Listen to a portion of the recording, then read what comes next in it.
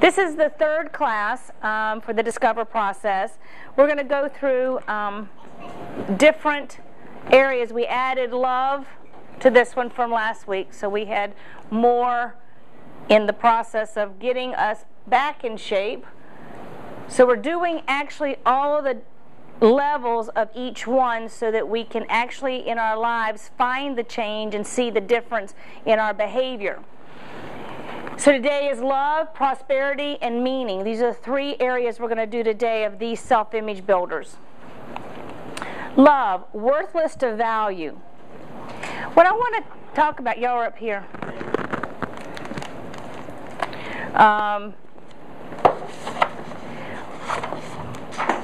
Who's that for? Did you get one? So love, we want to go through a process of knowing what is love. Does everybody love themselves? The whole concept of perfect enough is what? Finding that place of acceptance of self, right? Somebody get asked all the time, is it an oxymoron? No. It says finding perfect enough self means that you love the person that you are. So the process that I go through in this, what is love? It's a noun. Profound, tender, passionate affection for another person, a feeling of warm personal attachment or deep affection for a parent, child, or friend. Love is what you feel, isn't it? Love is what? If you love someone, what do we fear about love in relationships? Losing it. Losing it, loss. Fear of being considered worthless, being criticized or critiqued, somebody else having a negative opinion, not being lovable, fear of losing love. You know, a lot of people actually don't want to get in relationships because they don't want to lose a person. The fear of that is strong. The fear of pain when you lose someone, disappointment, not being good enough. Because, you know, when we think about love, there's a process of, one thing I like to say to everybody is that really all of these things that we're working on in this room are habit patterns. They're habit patterns creating how we think of love. What is love? Defining it. I mean, I don't think they had Love 101 in school, did they? No one really taught you that. And in the mindset of worthless, I mean, anybody in this room ever have a negative thought about themselves? Sometimes it amazes me some of the things that we allow ourselves to think about ourselves when we say it to our best friend. Criticism. To be valuable, it's not to boast and be rude, but it's to appreciate where you are and who you are. Every one of us is what? A sum total of all of our life experiences, right? We can't be anything else. So to think about, what is love to you? When we think about how we think about love, do we deserve it? Do we want it? The first part of the process here is going through to realize, what do you deserve? What do you want? Inviting love into your life. Now, I like to go over this chapter in a couple of different ways. Attracting love, loving yourself. I want to use it because love is a word that has a lot of definitions, a lot of meanings behind it, right? I mean, anybody in this room have a pet? And we love our pets, right? I mean, I have the happiest dog, one of the happiest dogs. And she's just a happy dog. Kelly is just always happy. And you look at her and you just have to feel happy. You know, I think of her as a good role model. No matter what, even when I'm giving her a shot, she's happy. Think about what we want to do to attract love, if you want love in your life, or even in a relationship to build love to be stronger. The That means being able to take what you're learning here and using it for your relationships. Because any of us that have been married for a while, sometimes it gets, I was going to use a word, wow, stagnant. Where are you? It gets, stale is another word. For those of you that aren't in a relationship, you would like to have some... But it happens. So you have to do what? Revamp your own thoughts about love. Even if there's any difficulties in the relationship, you have to evaluate what's worth fighting for, what's worth figuring out. So love has a lot of areas to think about. The first one I want to think about is really looking in the mirror and loving yourself. And then you're better able to love others. Coming from a source of that reflects how? Self-confidence. Self-confidence. All goes to that, yes. That's one of the self-image builders to go along with it. And a balance. This whole process that I spent a lot of time putting together is a process for balance. To be balanced in all situations. Everything that irritates us about others can lead us to an understanding of ourselves. When something bothers you about someone else, it might be a reflection back into oneself to what you don't like about yourself. And that's a lot of psychology in that. There's a lot written in that. I think that's Psychology 101. But what we want to use is the purpose of the self-image builders of the Discover process is to take what we decide to do with the love and how we feel about it. It's still a word, okay? So the NLP, the neuro-linguistic programming that we talked about and that we use and we're going to use in all the lessons that we're using, fed into these lessons, are the knowledge that love is a word in 88% of your brain that has a whole bunch of stuff attached to it. From birth until today. Is it all good? Had one client the other day, she says, and she's 72 years old, she looks at me and she says, I was never held as a baby. I believe I was never loved. I about fell out of my chair. And so that's her core unhappiness. So what did I do in hypnosis? So we held her, we took the baby, and we did a lot of processing. In the last 2 weeks, she said she's had the best 2 weeks of her life. She's feeling a feeling of love. And we're doing it in hypnosis. Actually, I'm doing this chapter with her. I made her take the book home. I made her take the book home. Both of them. I made her do the homework. I made her listen to the CDs. Because I'd given them to her years ago. And she said she didn't like them. Send them back. So this week she comes and says, wow, this stuff's good. I'm feeling good. I'm smiling. So I was out the barn the other day and someone walked by and said, wow, I haven't seen you smile in years. She was smiling. Because I can force her because I know her well enough. I'm making her do this. And guess what's happening? She's changing. So let's do love right now. I want to walk through because we want to make sure we get all of these in tonight because I have some special things I want to include here. I get a little excited about this. The first one, decide what you want to and deserve love. Have the conscious decision to attract love or toward you what you want to deserve love. Treasure it, treat it well. Now's the time. Now this is whether you want to attract it in another relationship or you want to attract it into the relationship that you're having. I want to keep this in my relationship. I want to make sure I'm using this information to help me stay in this place mentally. So the opportunity to embrace the way I approach self-love and love of others is what we're talking about. So deciding in your life what you want and deserve about love, let's take about 3 minutes And go ahead and do what you... Let's do two things at one time right here. Let's go ahead and decide what you want and deserve about love. What is a conscious decision to attract love, or how you want to love of yourself? And then identify the fears preventing you from loving yourself or others. Where did your fear come from? Like I gave you the example of my client who, when we did this, she remembers not being held as a baby.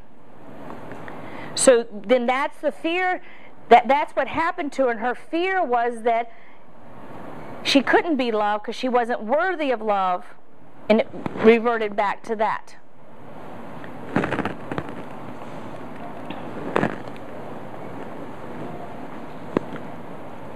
You were held a lot. You were held a lot. Y'all didn't have that one.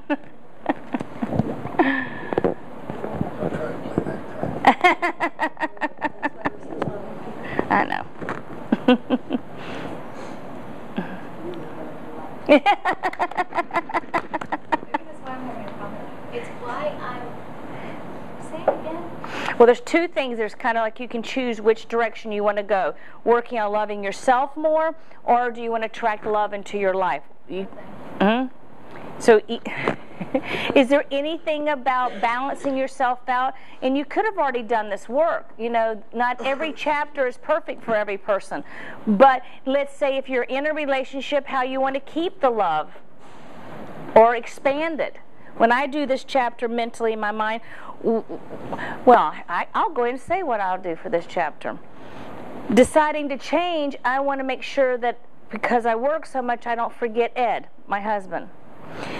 Identifying my fear in my relationship right now is that he did point out the other day to me that we've already lived the 75% of our life. We're in the 25.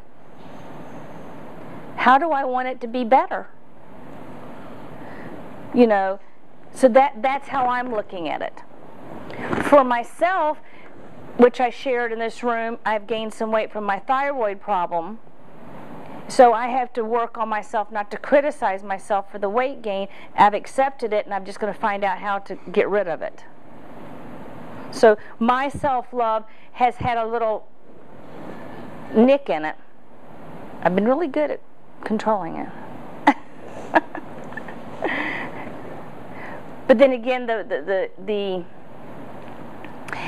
and let's go maybe one more step with it, because this is what I was doing yesterday as I was walking with my girlfriend. Looking at life, if you think about being in the last 25%, what is to give myself an internal inquiry of what is important to me? Am I fulfilling my bucket list? That would be love.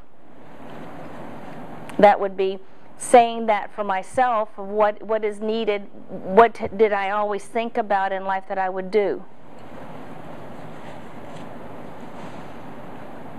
Another cattle drive.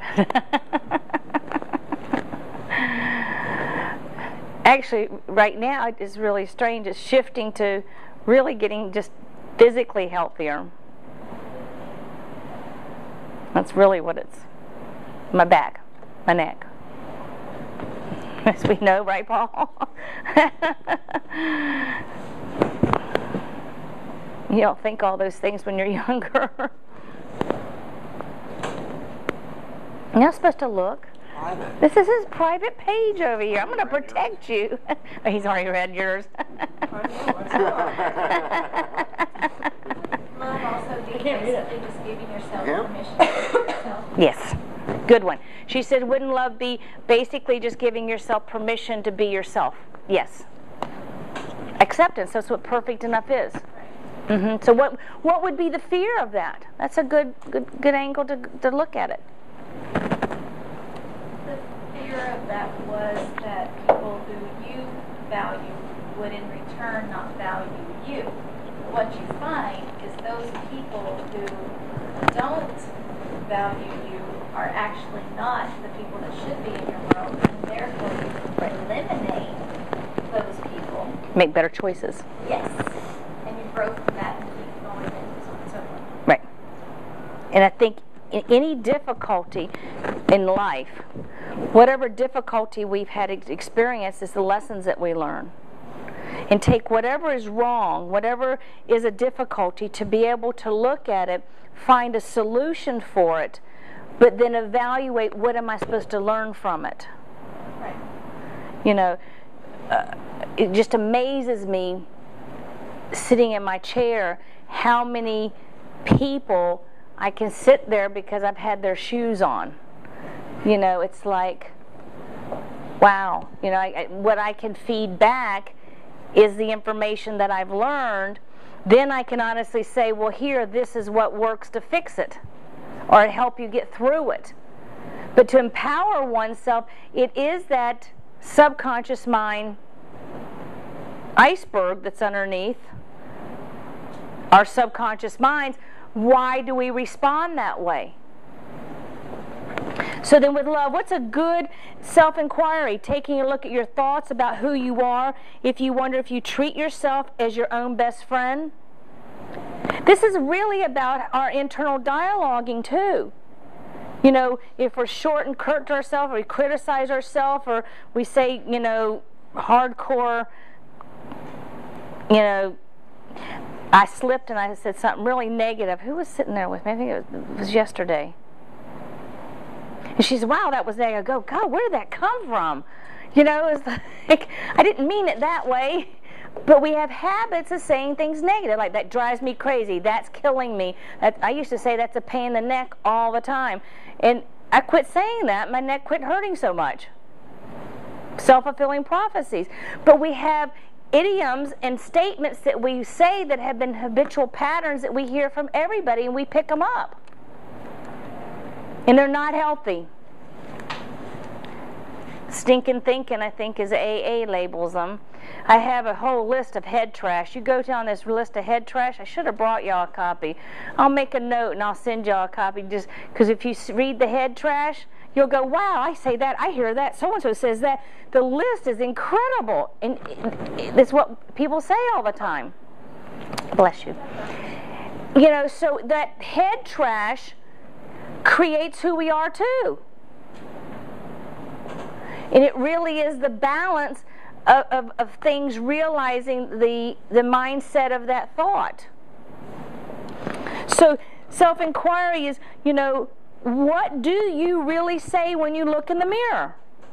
Now think back to a time when you had good things to say. Think about something positive. Do you like your hair? Do you like your smile? Write about positive aspects about yourself. So let's take 1 minute. Put some positive aspects, because I need y'all to write them down, because when we do the hypnosis, your brain will pick up what you write down. Like one of mine, I really like my short gray hair. That's one thing I really like. I like it a lot. So that's one, you know. I have a sister that tells me I need to dye it all the time. When I get on Rachel Ray, she says, you're going to dye your hair now, aren't you? I go, no, I don't think so. It says diet. Does she mean diet or she mean dye it? Dye it. She wants me to be brown. She wants your color. That's my color. If I could have gray hair like that, I wouldn't color. Yeah. And you know why I stopped dyeing it? Is because I used to frost it when I was in my 20s. And then getting it dyed, the guy that would always do it, my skin is very allergic to and I'd have black mark all the way around. I'd have like this little thing around my face, and I could never get it off. The only thing to get it off was cigarette ashes. And I remember going out in the car, and he had left me underneath the dryers at Cosmos. Oh God, I'll never forget it. And I had pure black all the way around here. I get out in the car, I'm just crying and crying and crying. I call my husband, I go, I'm never dyeing my hair again. And I haven't. Oh God. So thinking about that is think of the positive. Of course, do you like your hair? Of course, I wrote that into my thing. It's pretty funny. I forgot I did that. Do you like your smile?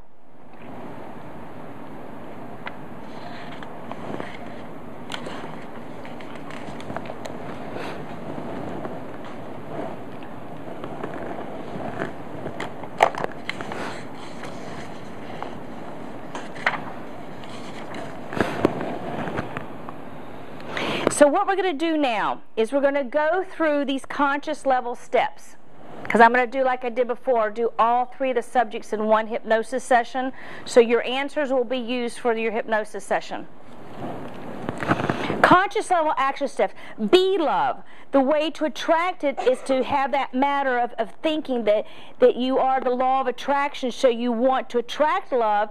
Be the person you want to marry. Be the person you want to be married to. That's how I take it.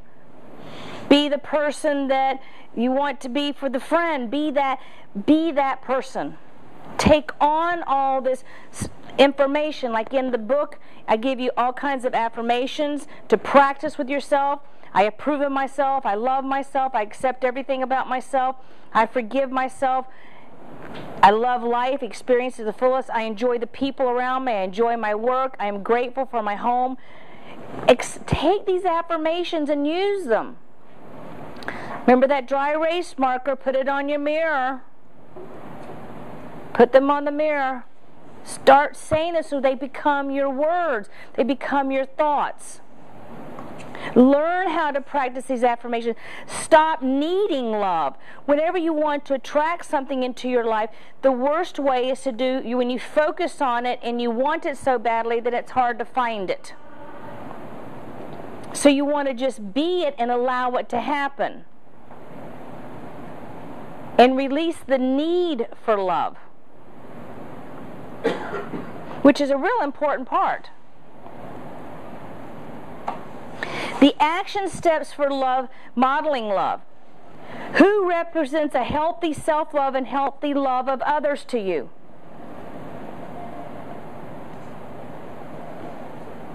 We're going to do this, and we're going to do the modeling and the circle of excellence during our session. So we will do this, but you need to have a person. Put down someone or something or whatever you think about healthy self-love.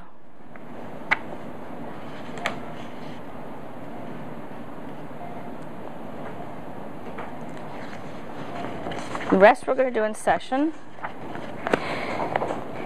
So the mindset is what we want to keep our mind doing, what we're actually allowing each part of of being love.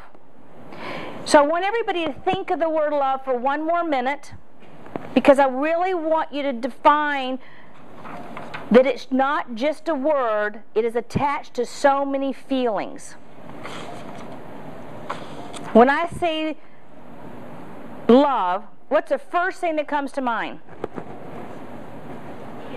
Giving. Your husband? Good feeling?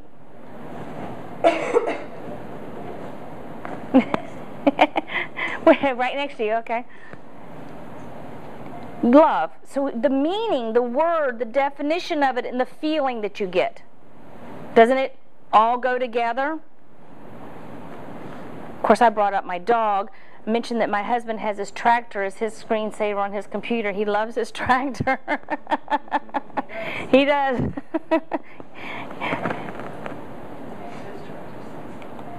Huh? He thinks his tractor's sexy. Yes. So we're going to go through the modeling. We're going to do the board at the end of the class. Now we're going to move to prosperity. Prosperity it's about money. It's about life too. I want you to think about prosperity in all ways. When you work, you go to work to do what? Make money. And you use the money to live. We all need that to function. And when we go to work, if we don't like our work, is it hard for money to come? So what I want to really, success, a flourishing, thriving condition, financial respects, good fortune. Money is a great teacher. So if you have thought processes about money, the self-discovery of money is what it means to you.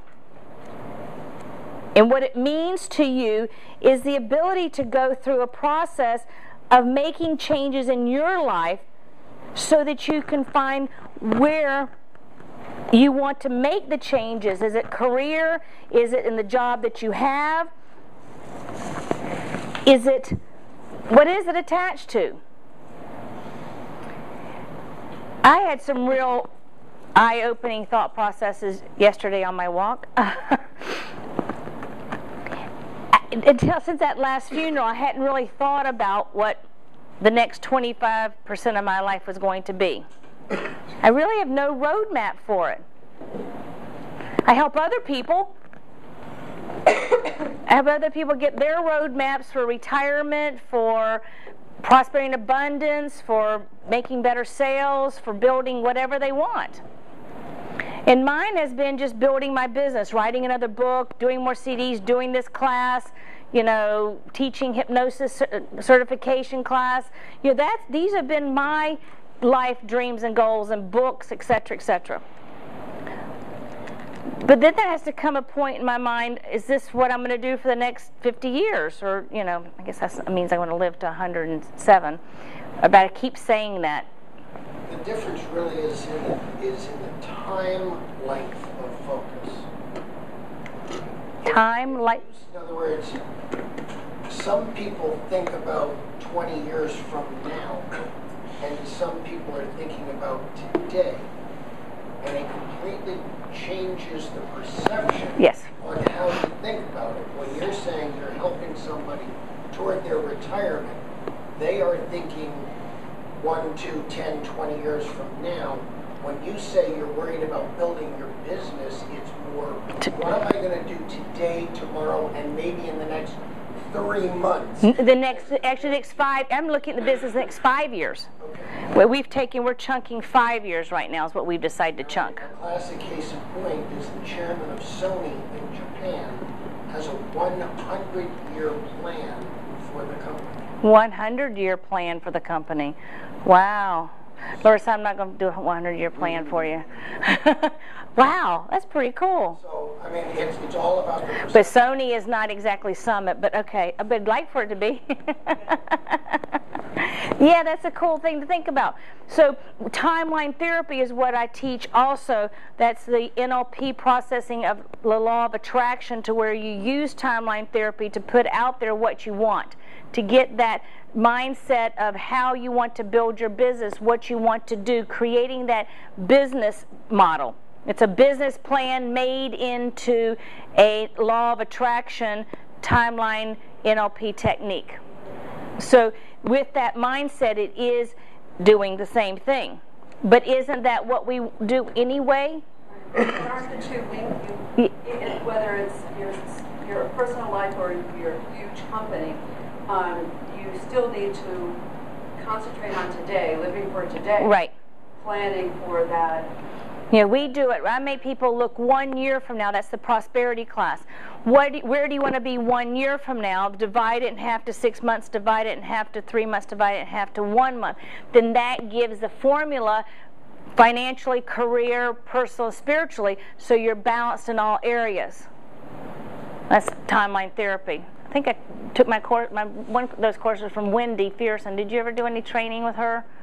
She was kind of kicked out of the National Hypnosis Guild, but I shouldn't say that on tape. Whoops. She was in her class after the convention, and she was selling her stuff out of the suitcase. And they didn't like that at all. And plus, back then, that was really the good old boys. There were no women that were acknowledged whatsoever. And so anyway, a little history of, yeah, we all have our growth. And that may be part of it. It's like a seed, which is a biblical reference. Mm-hmm.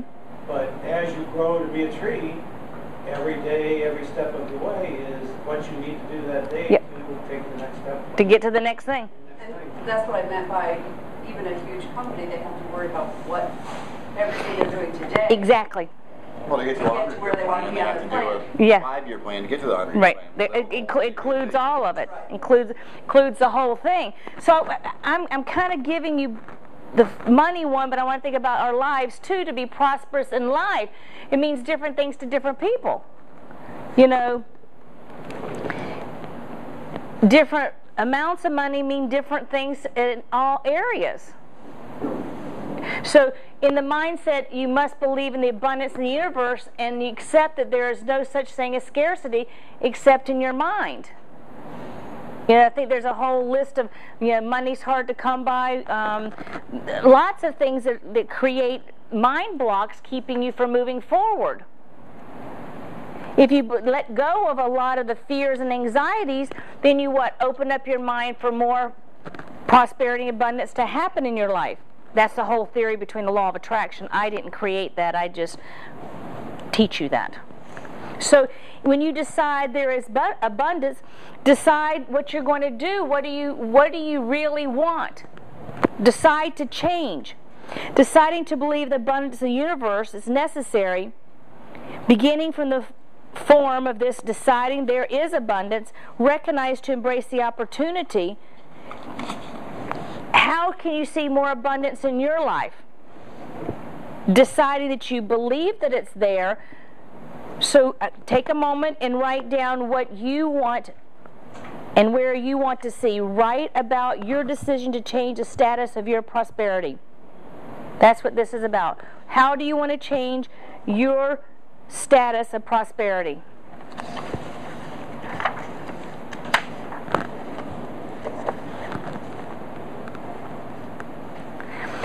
I'm going to keep talking while you're writing because I want to say a couple more things about this. What fear keeps you from attracting prosperity? Fear of not having enough money for life's basic needs, fear of not having enough money for wants, fear of not being able to keep up, measure up to others' social circles, fear that luck will run out, fear of achieving a state of prosperity then losing it.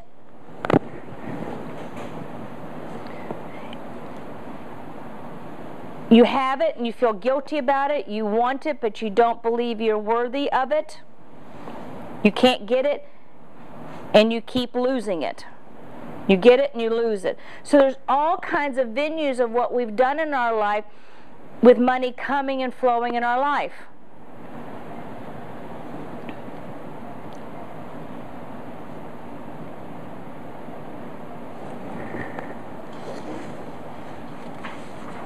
The relationships that we have with it.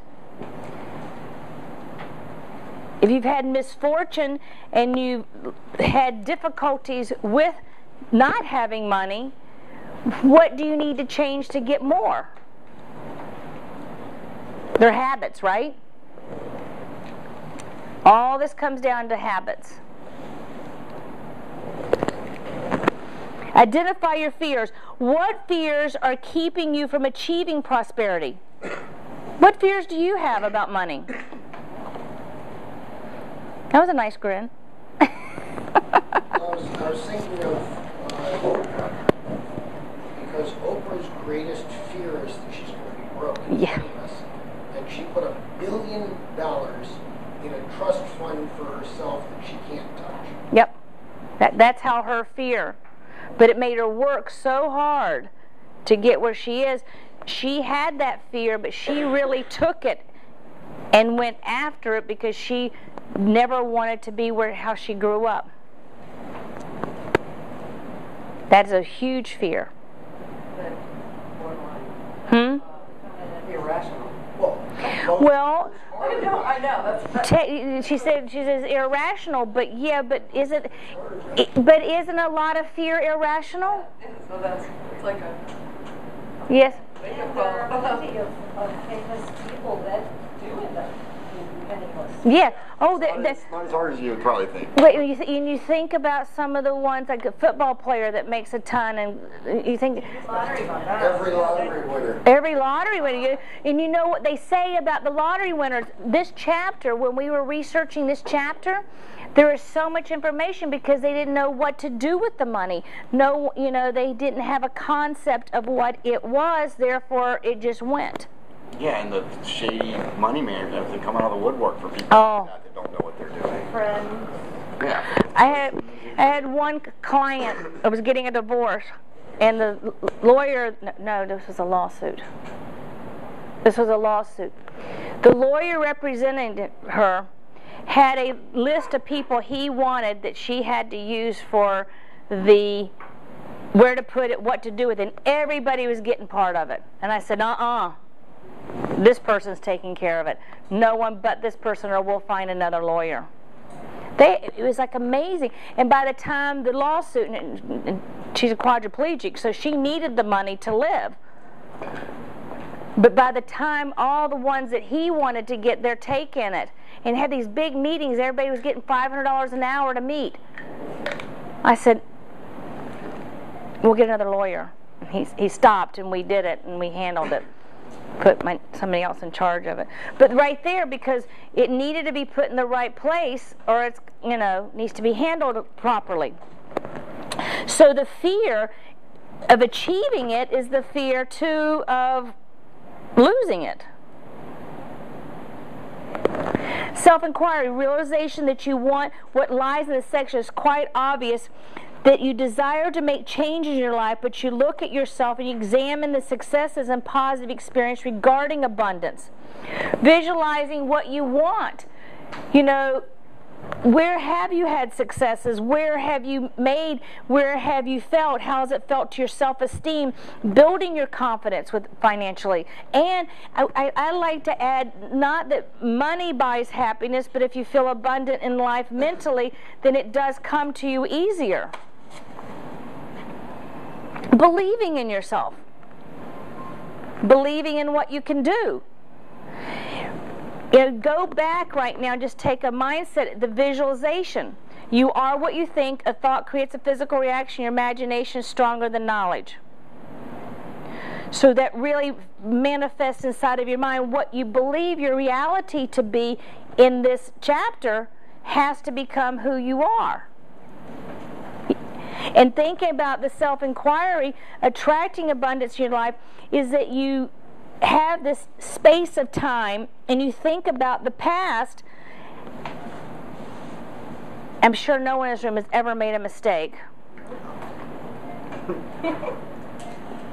Paul, I know you haven't. I mean, we all make mistakes. And we make mistakes with money. I have a nice piece of lake property in North Carolina if anybody wants one. But I'm really working on this and joyfully writing the check every month of the payment. Then I turn on my email address and they're selling for a fourth of what I paid for it. It's over near, it's north of Cashiers, near it's near Silva. It's in Blue Ridge Mountains. Yeah, it's up near Silva. There's a Bear Lake, and it was a real hype. They brought you up there, and they took you around in helicopters, took you on cocktail champagne cruises and pontoon boats. My sister was so excited. She bought one, and come home, my brother and my sister decided I needed one, and it was great for me where I'm going to live the rest of my life, and so I got excited. Bought the lot. We didn't have any extra money left. Got a mortgage on it. No extra money to build the house, though. Can't even camp on it. I will. You're right. It's on my board.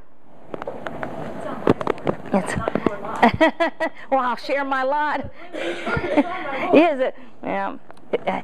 So the inquiry, actually, it was on my board to be in there, too, for the mountains. I got it. So, yeah, your kid's going to inherit it. But the thought process is deciding what that is that you want so you can see where you're going.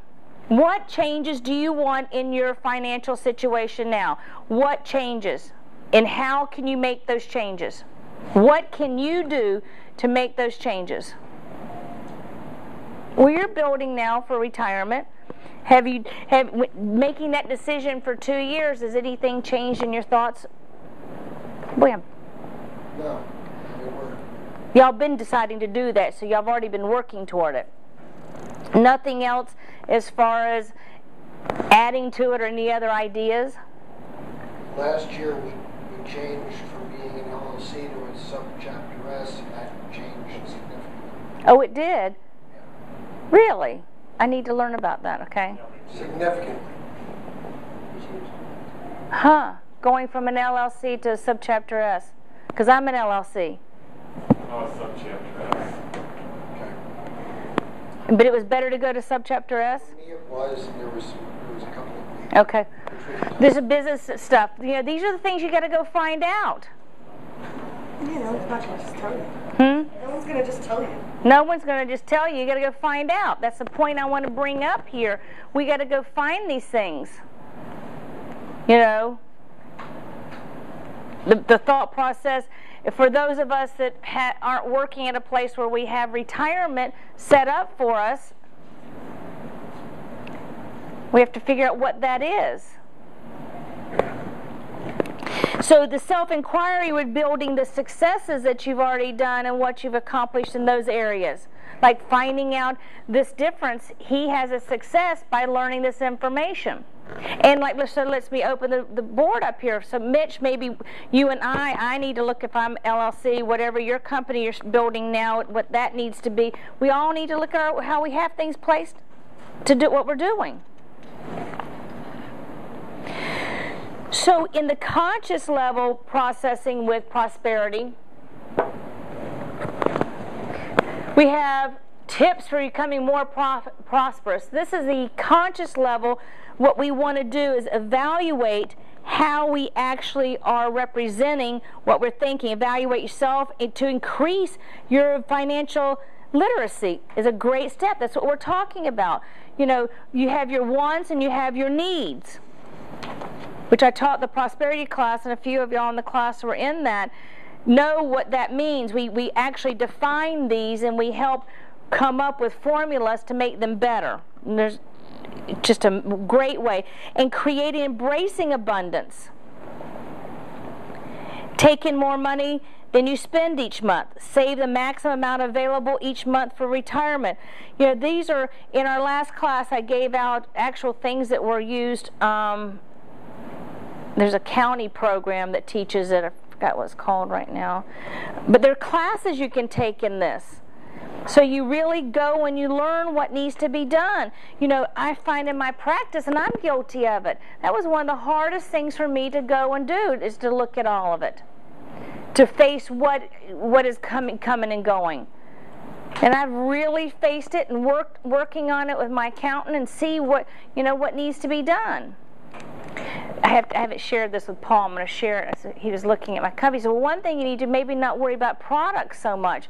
He says, you know, if you're only getting $17 for something, what's the cost of shipping it? You're wasting a lot of money, Lauren. I go, no, that's an MP3 on the internet. We don't do anything. He goes, oh, never mind. I need to write that note. This is one of the first things. There was a good sum coming in, but he's assuming that wasn't going to cover the cost of the box, the CD, the ink, and the person making it and everything. I wasn't charging enough for my CDs. I go, no, that's an MP3. He goes, not on a CD? I go, no, you downloaded all. He had no concept of what was going on. He says, okay, never mind, I'll scratch that off the list. That's a good thing. So where do you want to build your business? So you're going through and you're learning how to know the business. And seeing what, you know, the spending the money you want, allotting the funds for the needs.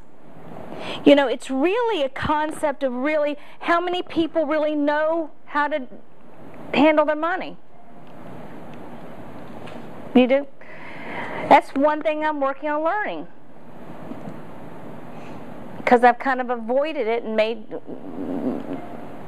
I go see clients all day and I don't go look at the books. And it was easy for me. I just married somebody who does. His wife is a bookkeeper.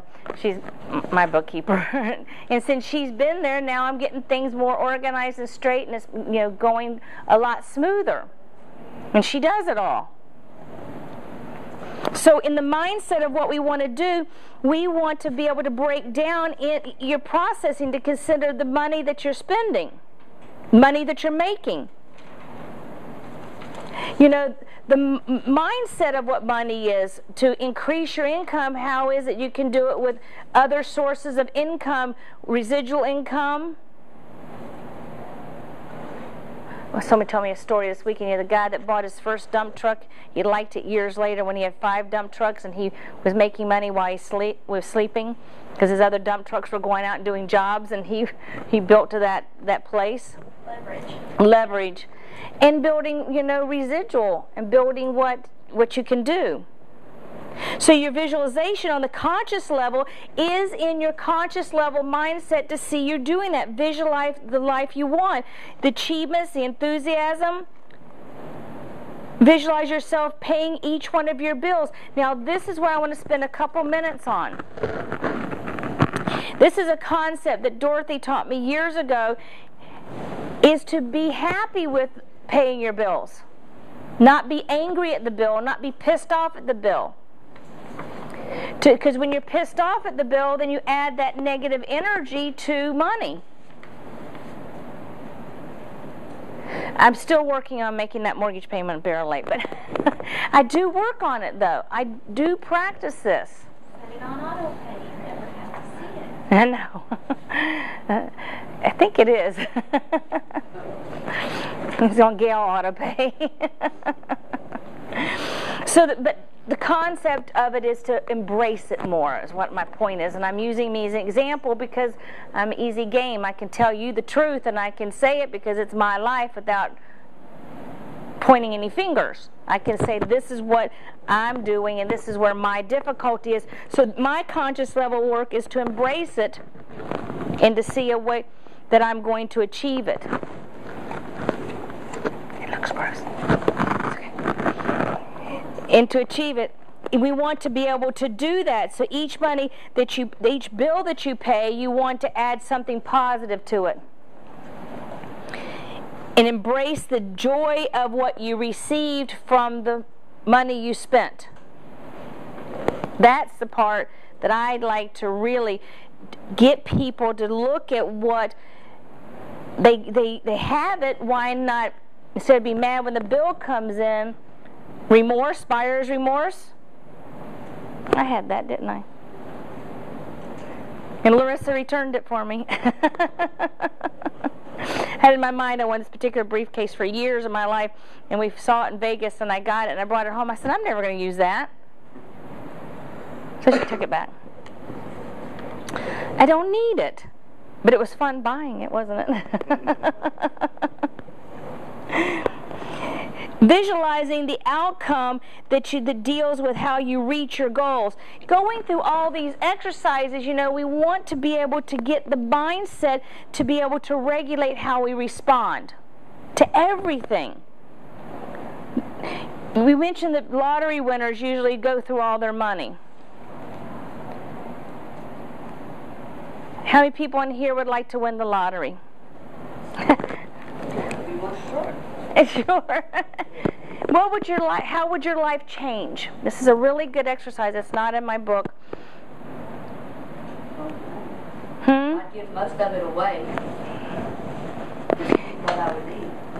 It's funny you said that. We were doing the Rosarian auction. We were working on a Saturday and the computers weren't working and something was said and I said something about, the lottery, I wanted to buy a ticket, and the person there at the table said, yes, you would never see me again. I'd change my phone number and I'd never be back. And I went, really? You know what I would do? Hire more people and make my business bigger.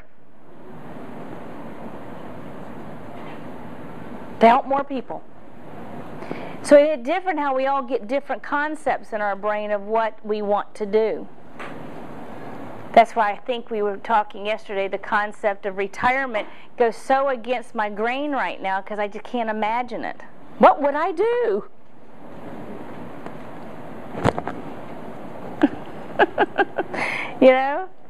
Peg says she's taking my girlfriend retired, and so did her boyfriend. They both retired. So she says she's taking an online painting furniture class, and she's maybe going to start painting furniture. She says, there's one problem with it. She says, I'm not artistic. She says, but I'm going to try. And Norman goes, well, that's okay. He says, if you one old piece of furniture we're going to throw away anyway. If it doesn't turn out, we'll throw it away anyway. I went, wow, that's kind of a cool, $12 this internet class, and she's going to do something she's had in her mind for 62 years of her life she's wanted to do. I've been doing mine. I got to find some other ones. It says you'll just write more books, probably. So think of what your thought process about winning the lottery is. and how you can take the joy of what you think that money is going to give you and add that joy to something you're doing now and enjoy it anyway.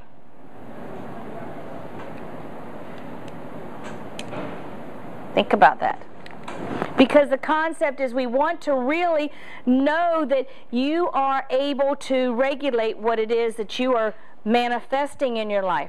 Because part of this chapter is a lot of the NLP processing of really believing you can bring to your life what you want in it. The law of attraction again. And then the concept of what your life would look like, visualize the outcome. In your business right now, is there anything in your business you'd like to be different? Would you like another customer? Would you like... Luann's over there shaking her head. Now, have you written out your Achieve Progress report to how many customers you can see, how many clients you can see, how many photography? I started it, but I've got okay. some of it written, but not all. The concept of what we're saying here too is knowing what you're asking for. I had a lady walk in and she comes to life coaching and she says, I go, what do you want to achieve this year? She said, I want to make $1 million. I said, okay, how are we going to do it? So we broke down everything she was doing. She was a salesperson somewhere and she was making about $28,000 or $30,000 that year. We broke it down and we decided she was working on a new product. She was doing this. She wanted to increase her sales. So we did sales coaching, how to network cold calling. We did a lot of that. So we went 1 year from now, what could we do? And if she did this product, if she did this and did this speaking, she took a job with a company to do some speaking. We had her up to $78,000 for the next year if she followed that. And we broke it down to what she needed to do the next month, what she needed to do. Well, in 1 year, she was making $75,000 from all the work we did. Doubling your income. Yes. Then she went and took, since we did all that, then she started speaking about it, went around the United States speaking about it. Really right there. Then she really raked it because she was selling this particular company she went to work for, their products. But she thought that was her dream. All she wanted to do was that.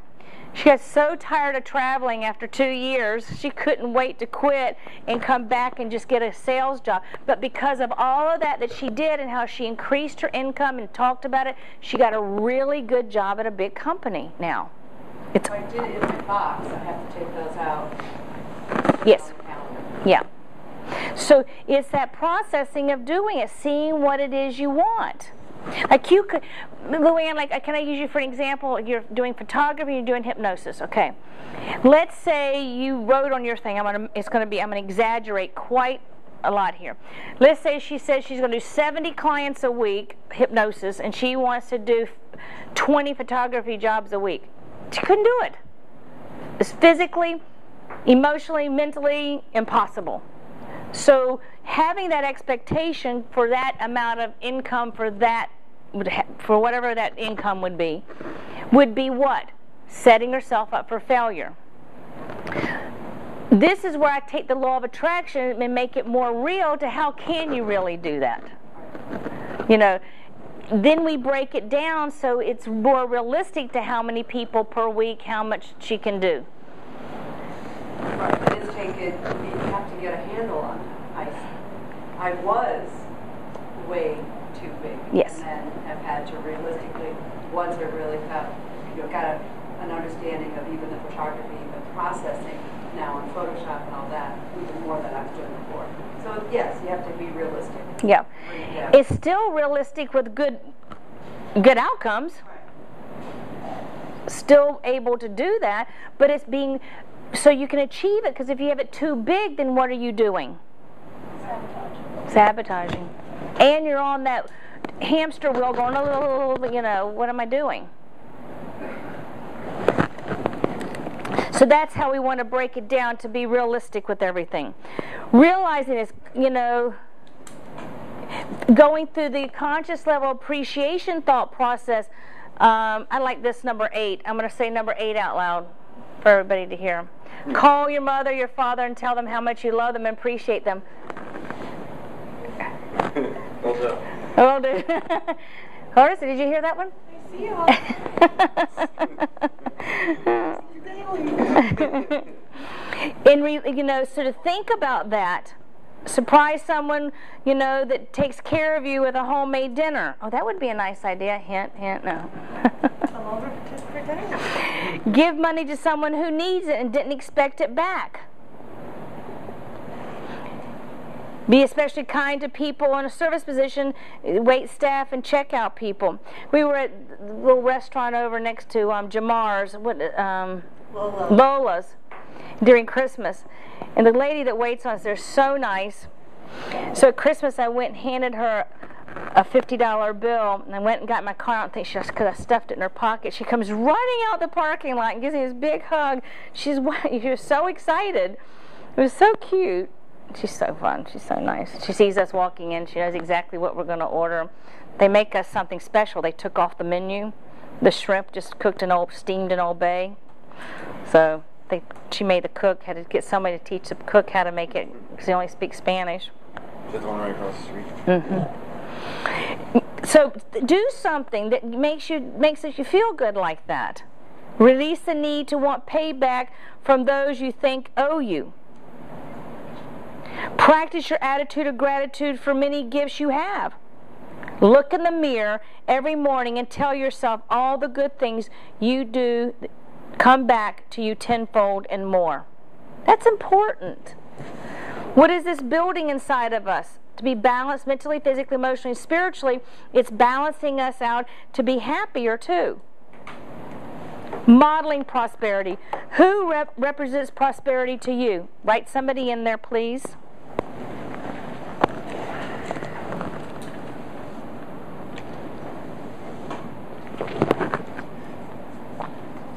Where's your book? I'm trying to figure out who's going to do that.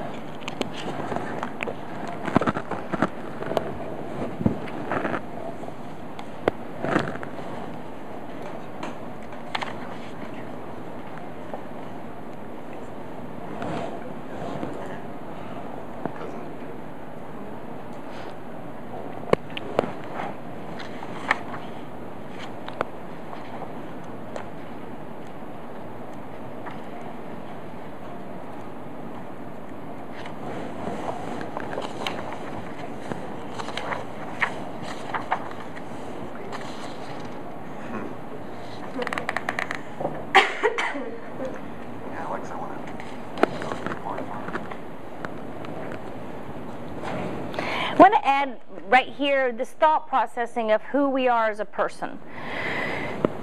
As we are building and doing this class, we're going through a lot of material, walking through the book, walking through the exercises here. I'm going to hypnotize you. We're building that person in your brain, adding these levels of knowing that when we do the visualization of the role model, when we do the release and clear mechanism, we do all the techniques, what's happening in your subconscious mind is change is happening. How many people here have listened to all the talk CDs we've been handing out? How many people been doing the hypnosis? Have you done the hypnosis? You spoke all night long last night. What? You spoke all night long. I did. Paul used to do that. He used to loop it. Maybe I don't. I kind of sat back and listened to him with my eyes closed. Good. They're good for your brain. Remind yourselves that the hypnosis actually helps the brain relax and release whatever pressure has built up in the subconscious part of the brain. They have done, in fact, when Larissa and I were in Vegas for the class we took out there, Solid Gold, they're now selling portable, what machines? EKG machines. A lot of people are putting them into their office, so when they hypnotize a person, they're showing them how much it relaxes them. Even my client I had yesterday was very type A, very driven, very successful at what she does.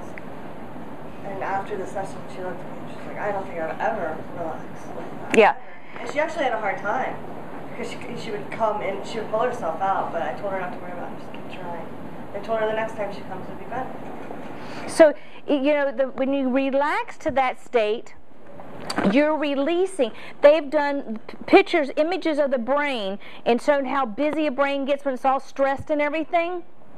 And it goes in all colors. Then after the relaxation, the brain waves are all calm, cool colors. It actually changes the brain waves. Let's all take a break right now. Since we're all back from break, I borrowed this from somebody's desk back here because I always talk about the easy button.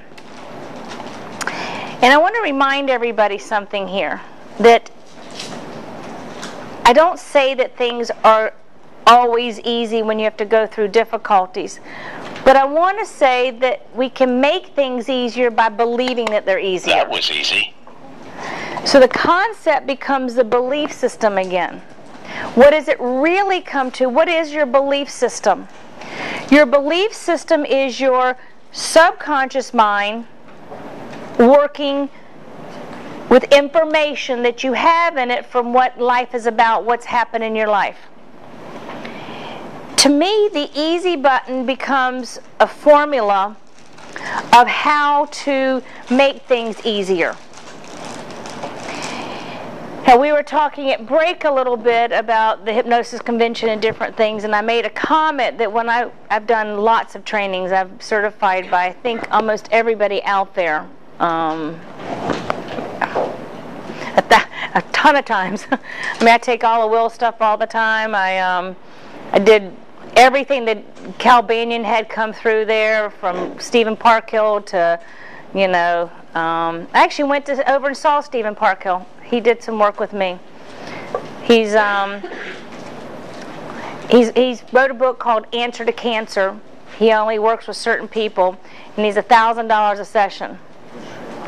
But his $1,000 a session means he works with you for however long it takes, not just $1,000 for the hour. And I had some things going on, and I just really wanted to go see, and it's right when I started working at the Cancer Institute, and I wanted to see if he did anything any differently than I do it.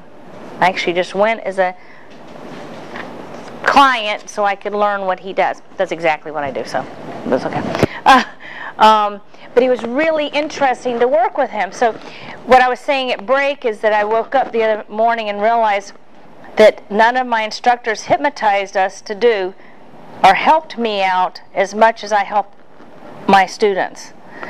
Because I feel like if I can hypnotize my students to do what we want to do, even in this class, the success you're going to have is going to be even better.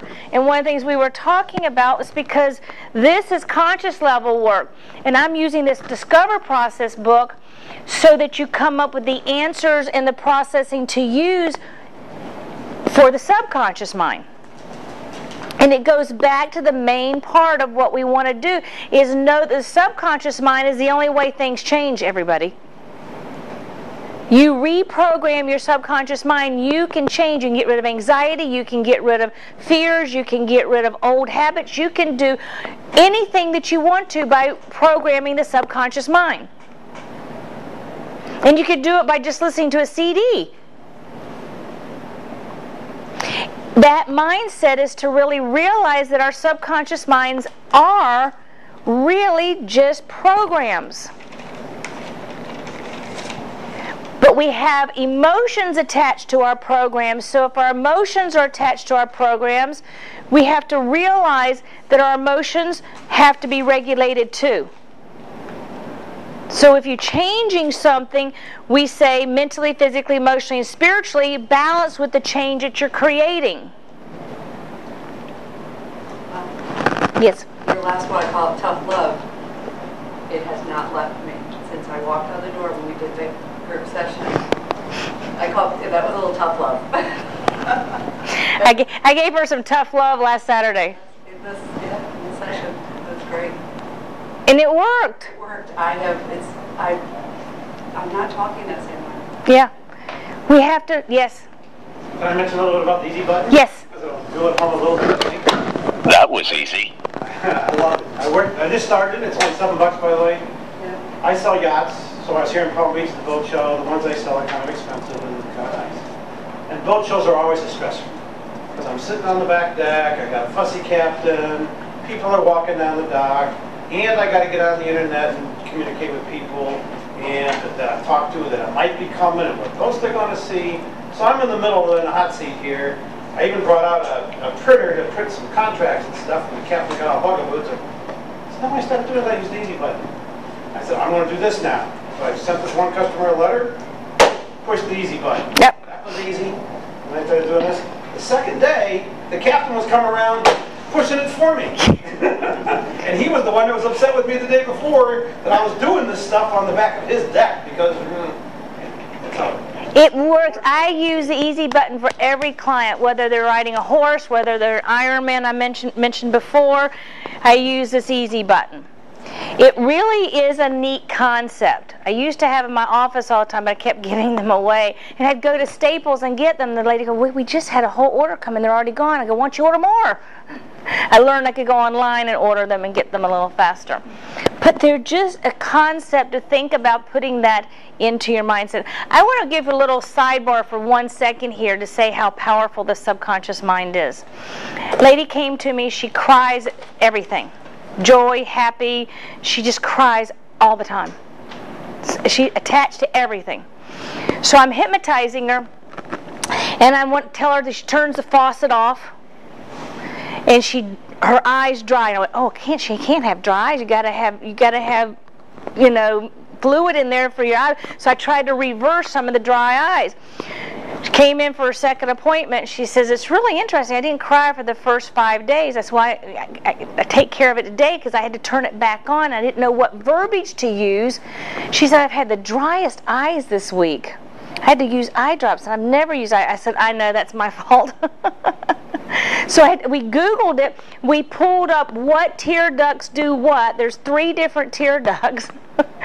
One is for keeping the eye lubricated, one is for crying, one is for something else.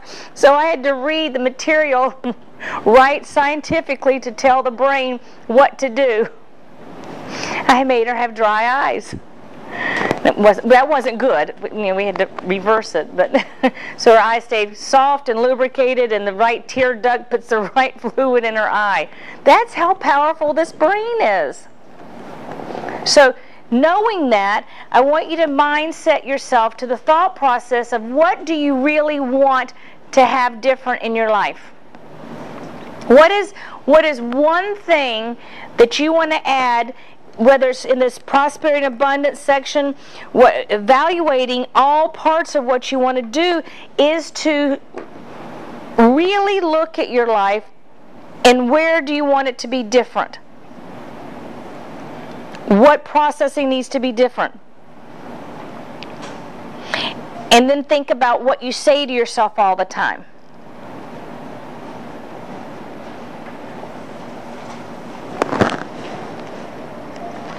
When it all comes, this chapter is kind of different than one we're about ready to do. And there's a part in here that I did, but we're going to get there. We want to realize that we are developing a mindset of what and who we are. And we all have different meanings in life. And a meaning doesn't have to be that you're going to save the world or become the president or discover something that's going to cure cancer. I mean, we trust that people are out there doing these things, but maybe somebody in this room is going to. I don't know. But it can be just the process from insignificant, that's a good word, to purpose. And our purposes can be all kinds of different things. To help one person, to raise children, to want to save the world. I wanted to save the world really fast when I first became a hypnotist, and I was going to go be on every show, and I went and did everything in New York, and I made it to a couple really nice levels. And then I got so busy seeing clients, there was no other time. You know, so kind of like, well, maybe will happen when it's supposed to happen. And just keep doing it anyway. And I've shared this before, and I'll share it real quick here. A lot of what happened to me is I was everybody's secret, so nobody wanted to tell anybody. You know, so when everybody's secret, nobody wants you to go on TV, nobody wants you to promote your book or put you out there because they wanted no one to know they were seeing me. That has changed a lot. So think of meaning, because as we go through this chapter, there's some really interesting parts of this chapter. It is the mindset of there's only one success, and that's to be able to spend your life in your own way. In the mindset of what we want to do in life, it is the process of what it is. What do you really want to be remembered for? What is your meaning? So in the purpose of life, day-to-day existence, from this discover process, we're building all these layers of self-confidence, life and aliveness, love, prosperity, health. These are all those layers. And I guarantee you, if you listen to every one of those CDs I gave you, you will feel, notice, and be the difference. So decide to find your purpose. Deciding to find your own unique meaning is living in balance and happiness, is to say to yourself, I acknowledge that I'm perfect enough and I recognize and embrace the opportunity to find my true meaning. Your decision to discover your purpose. What is your purpose? Maybe in some parts of our lives we have done part of our purpose, and maybe we have already experienced it. So therefore we are looking at the next part of life is what we're going to do from now on. I think part of your purpose is you're a great grandfather. You have 2 awesome grandkids. I had the pleasure of hearing one of them scream. You're a good dog sitter too. Oh yeah, that's right. But the purpose. So as we go through this, what I want you to write down, what is the true meaning in your life? What is for your life? What is it? In space provided below, write about the decision to discover your purpose.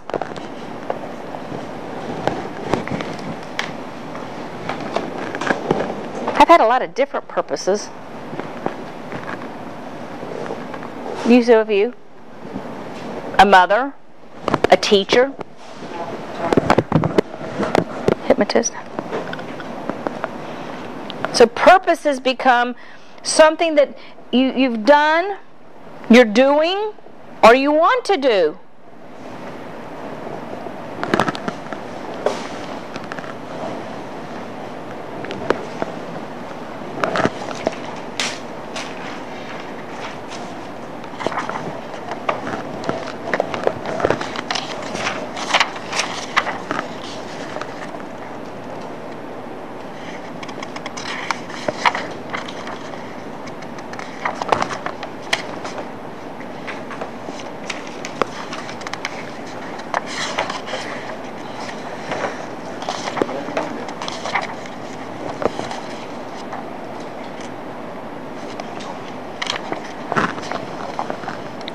Purpose, the reason for which something exists or is done, made, used, etc. That's the definition. So what's one powerful definition, the purpose and reason that we exist. Recognizing that the fears are keeping us from unearthing the profound meaning, fear that you'll die without having contributed, fear that life is uniquely meaningless, fear that other people know the secret of life and you don't. Is there a secret to life? That's what I was wondering. No. Yeah. The secret to life is really finding your own balance to be able to have positive self-talk and live in that mindset. You know, the years that I experienced depression, you know, that's a black hole that no one understands unless they've been there. And then there's chemical the chemically induced depression. I have clients, I mentioned this the other day, whether if they can think something happy about something and then they had a bad day, but if they can be happy here, is it chemical or is it environmentally induced chemical changes? Environmentally induced. I find 9 out of 10 people that walk in my office that are on all kinds of medication are environmentally induced. It's real depression, but it's become a habitual habit pattern to have that feeling. And sometimes it's an excuse. The benefits of being ill. There are tons of benefits to being ill. Now, do they consciously choose to do that? No. No, no, no, no. And this isn't to point fingers and be, but it is the awareness that the illness. Now, then when it becomes conscious, like a cancer survivor in my chair, one lady comes in, she says, I don't really want to get well, then I'm not going to be on disability and I have to go back to work. Secondary gain. Secondary gain. That's or like the lawsuits coming. The lawsuits coming. And they know they can get better. Or there's a possibility, but their body just won't let, their brain won't let them. Brain won't let them. Because the benefits. So it's learning these things, and the meaning behind it all is really formulating your response to how you understand it.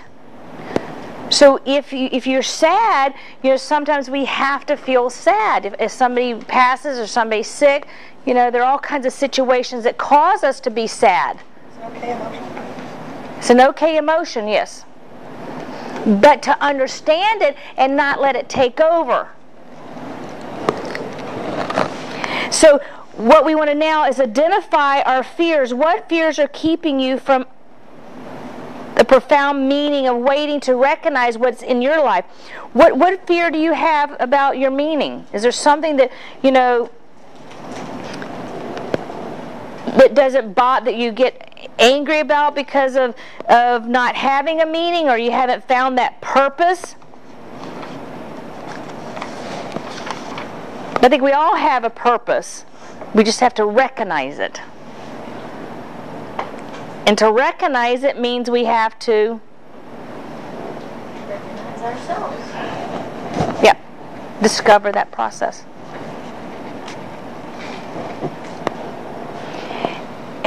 I said to one client the other day, something happened, and she asked me what I've been doing. I told her some different things have been going on, and people passing, and people getting sick and stuff. And she said, gosh, you have more deaths in your life than anybody I know. And I go, well, I've been working 4 years at Cancer Institute. I don't know, maybe as we get older, don't we have more?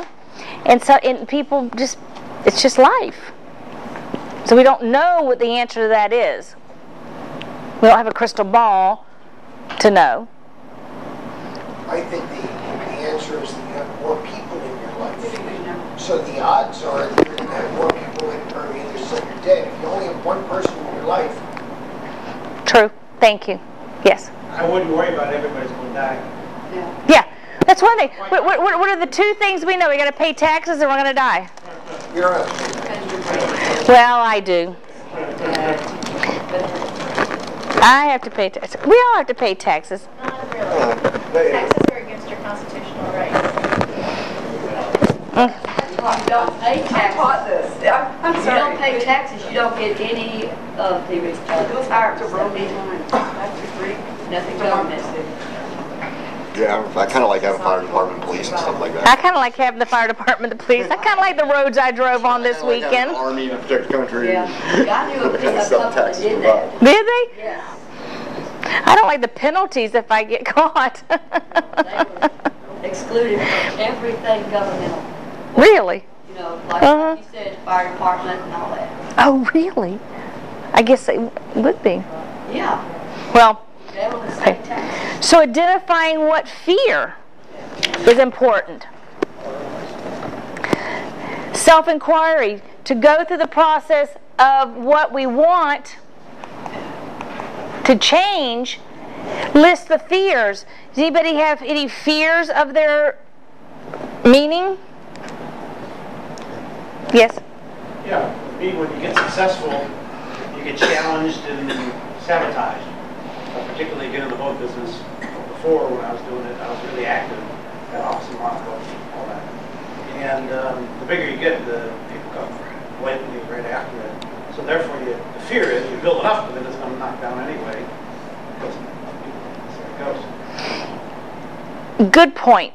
Because sometimes when we are so involved in what we're doing, and the people that get around us and stuff, or that we're exposed to, like to knock you down a notch. It's even bigger than that. We have like presidents on slander campaigns. I mean, it's huge when you think about it. Yeah. We have, you know, I know somebody personally that was running a non-for-profit, and they got a new president on the board, joined the board, and just beat her up, said she stole, and she done none of it. But cops came in and took all of her boxes of stuff out of her house. We have to call this lady, she's a really nice lady. But anyway, yeah, 'cause somebody got upset and jealous of her and took it away from her. That'll make you a little scared. That does happen. But we want to be aware of it, so the self-process of who we are and the self-inquiry now is to think about all the times in life that you felt at peace. Anybody had any really good time in their life they felt at peace? They felt good thinking positive thoughts. Write about what makes you feel fulfilled and what moments you have led a life worth living and worth writing about. Your life in the moments of pure contentment and fulfillment. Write a moment of that.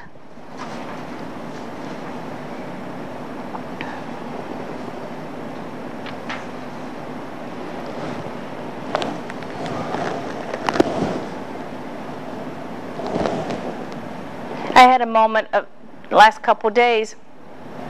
We went walking and we went to we have this eagle field, and I saw a bald eagle fly off. It was so beautiful. 2 days in a row. And then when I was leaving today, a baby eagle flew over my truck. It was so cool. I think I've shared with some people. I have one picture with 6 balds in it, 2 goldens and 1 golden and 2 babies in it.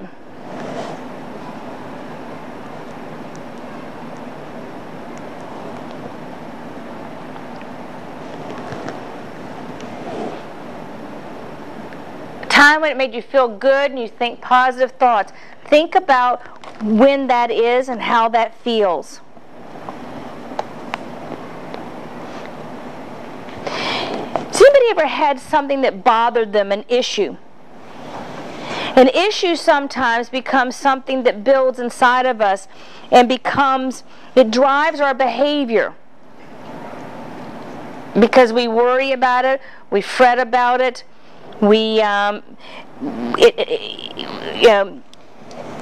some people, it's one thing is, perfectionism in everything they do in their home, or money, or beauty, or mastering something physically like a triathlon. There are socially acceptable goals and purposes that won't feed your soul, but they'll give you life significance. So the mind, you find something that gives you something that feels good. Some people work to do a triathlon and they do an Ironman. I had one lady come to me, she's a veterinarian, and she, at the age of 35, decided she wanted to do a triathlon. She had one dilemma. She didn't know how to swim. So at the age of 35, she came to learn how to swim. And hypnosis, because she had fear. We got rid of the fear. She swam, and I helped her with her swimming. Then I helped her with the running. Then I helped her with her biking. And then she has done several Ironman. So she overcame. One of the things, this is just a little fun story about the swimming. I could get her in the water. I could get her go in the ocean without fear.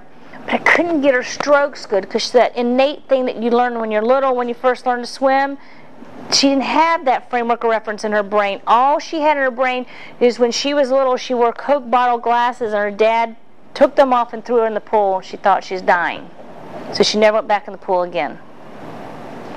So I did some research on it and found a study where if you take the person and you get someone to swim with them, lay their body on and make her arms go like they're supposed to do, and then have her go underwater with goggles and watch. So we did the feel with someone showing her. We did the visualization of seeing, and I hypnotized her with those 2 bits of information, and her swimming changed completely. Just in 1 session after she did those 2 lessons. Isn't that amazing? You can do that for anything. So thinking of the mindset of this self-inquiry of yourself now, the next exercise we're going to take a few minutes for, because it's called the eulogy exercise. When we wrote this book, my ghostwriter said this was really important to do. I did some research on it, and it really has a real strong mindset of going through this exercise. Y'all can work on it later, but I want a little bit of it now for you to think about it. When you, it says, what do you want to do when you grow up?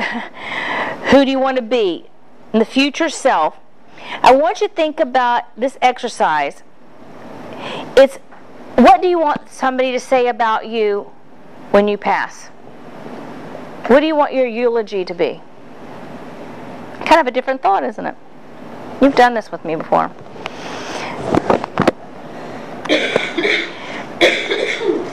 Because what we do is it's a mindset of taking and finding that way of thinking about things. And the eulogy exercise really helps a person think about what is going to be said, what is going to be done. It doesn't necessarily have to be death, though. It could just be whenever you're taken out of that situation where you're no longer around those people. True. I think we wrote this pretty much thinking of, you know, when you're not here anymore, what is your fight? When you're dead, you can't improve on it anymore. So right. At the end, what do you want at that moment, whenever that is? Not to be there. Yeah. Well, Well, I did these. I'm afraid of dying. I just don't want to be there when that. Well, just to think about, I was working with a couple people recently that were passing, and so we did this. This one lady, her name was Laura. I changed her whole mindset of passing, and she went home and talked to her whole family, wrote it out, told them what she wanted. I want to hear what a small world this is.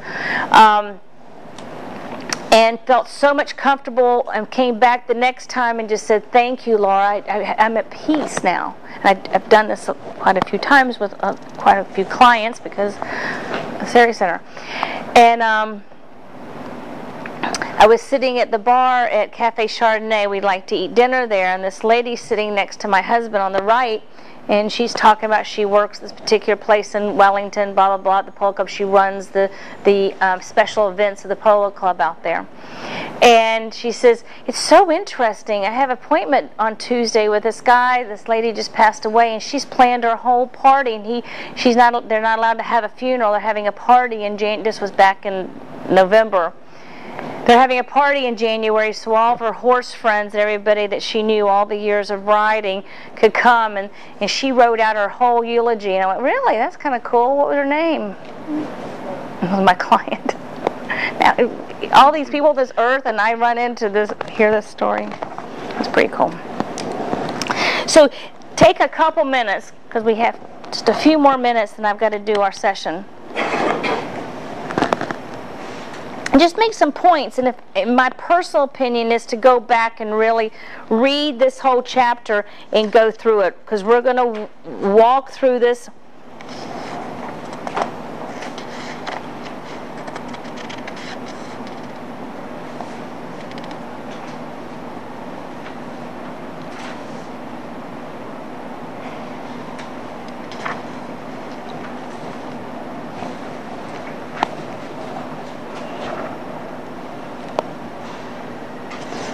Forgot what I wrote in here.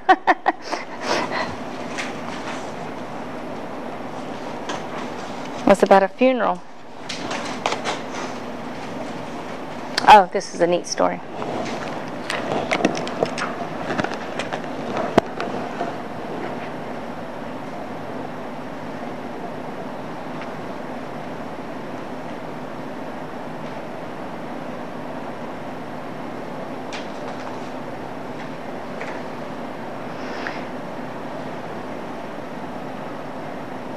I tell everybody, if something happens to me, no matter when it happens, make sure, I died the happiest person you know.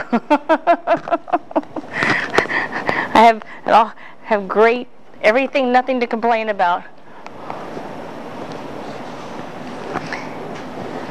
I need to rewrite this.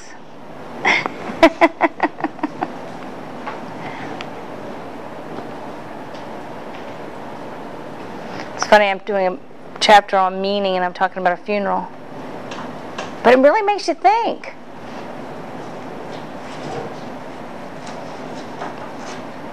Really?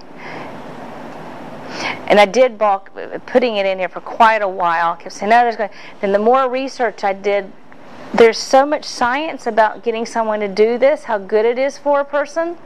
I went, this book is about really helping people. Okay, we'll put it in. Now, we did... Go ahead, Kathy? I just realized in this moment that I'm listing things that I know I am, and then I'm like, this is about what I want to be. So, and it's both. Right. Yeah. But Yeah. things that you might want to change. Yes. Exactly. Exactly.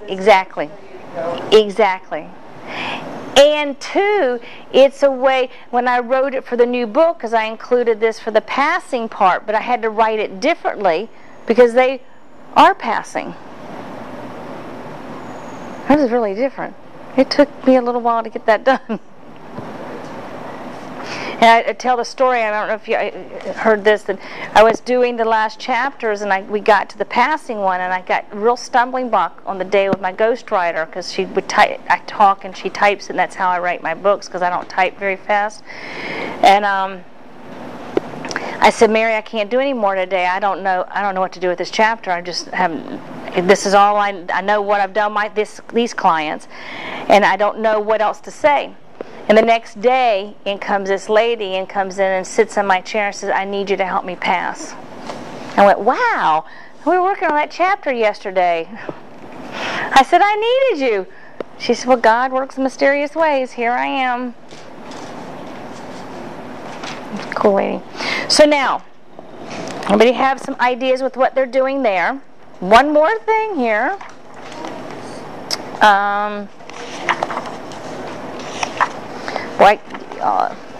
Modeling. Who has found their purpose in their life and lives with its passion and joy? Write down someone that can be your model for that.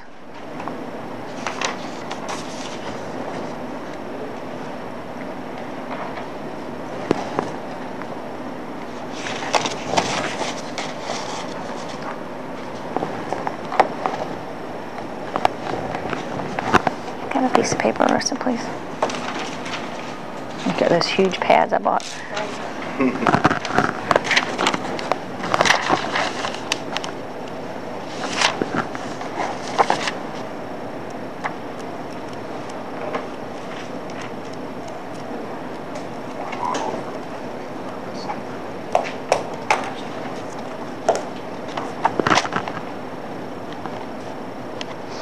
Everybody ready?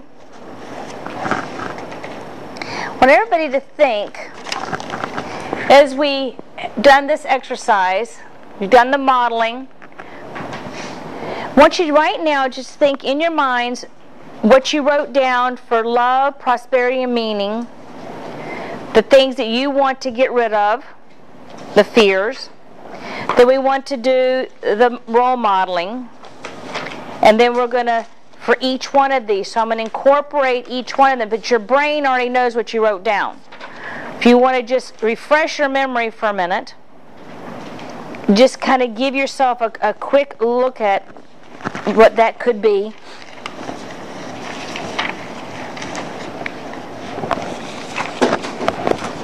And we're going to do a session. First, we're going to do the lights.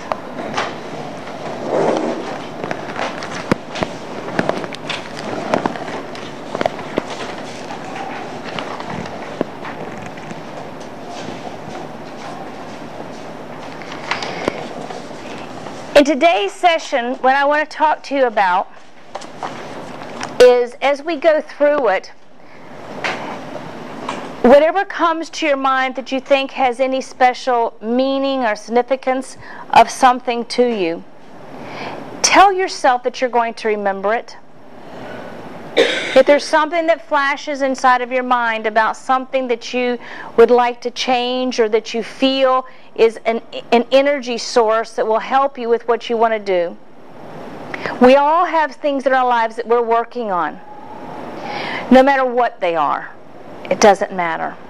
If we want to be more focused, or we want to make changes, or we want to see things a little differently, use this opportunity to make these changes, because when you make them in a state of hypnosis and you go through the process, the brain will do it. I am very repetitive on this next sentence, and I want to just remind you one more time that 88% of your brain is your subconscious mind, and this is the part of the brain that we are activating and thinking about when we do the relaxation. Creating that change also helps you make the change just by thinking it, just by visualizing it. Your visualization process, whether I'm not a huge visual person, I'm creative visually, but when I close my eyes, I pretend I see the images. So if anybody has that, just keep saying that you're seeing it. And like reading a book. If I'm reading a book, I can see the river, but do I really just see the river? I just know there's a river. If I want to think of Lake Summit, I have an image of a photograph in my mind of Lake Summit and being there. So for me, I have to practice some of that, because I don't always get a perfect image of that, but I know my brain knows what I'm talking about. So whatever your images are, your brain will know what you're talking about. Are you visual, Larissa? Are you visual, Edward? You visual? Yes, yes. But you do what I'm talking about. You know, tell your brain, then you feel it.